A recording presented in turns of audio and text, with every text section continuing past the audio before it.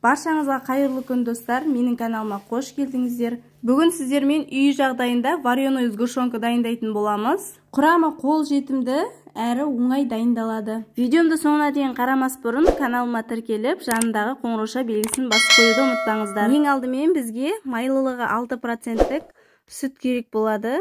Енді қазанымыздың астын жай отқа қойып, 2 литр сүтімізді құямыз. Сонда біздің 2 литр сүтімізден 1 литр варенкамыз дайын болады.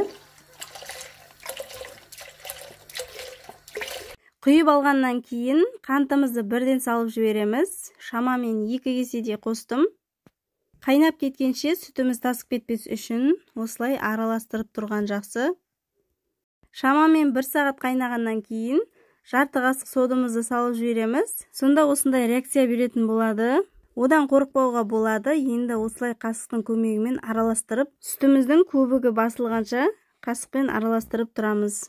Неке қараңыздар, кішкене араластырғаннан кейін көбігі осылай басылып қалады. Енді орташа отқа қойып қайната береміз. Неке 1 сағаттан кейін дәл осылай светі өзгеріп бастайды. Енді қоюланғанша қайната береміз.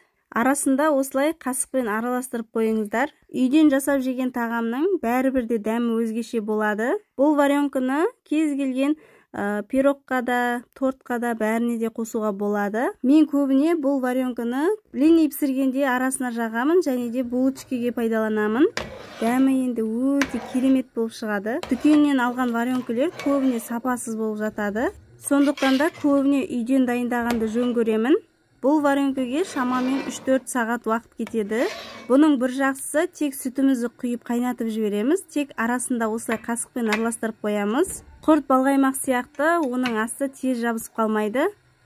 Неке қараңыздар, біздің шамамен 3,5-4 сағаттай уақытымыз кетті. Енді бұл варенкамыздың дайын болғанын білу үшін осындай бір тарелкамызге варенкамызды құйып, қолымызбен осылай бөлген кезде бір-біріне қосылмаса дайын болды деген сөз. Ал осылай жасағанда сұйық болып бір-біріне қосылып кетіп жатса, онда кішкене қайнатқандарыңыз дұрыс.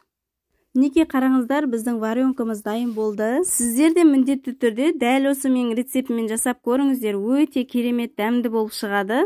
Алда әлі әртүрлі рецептлермен бөлісетін боламын. Сондықтан да менің каналымнан алыстамай, каналыма тіркеліп, жанындағы қоңырауша белгісін басып қоюды ұмытпаңыздар. Сонда менің шыққан видеомды ең бірінші болып көре аласыздар. Келесі кездескенше аман сау болыңыздар.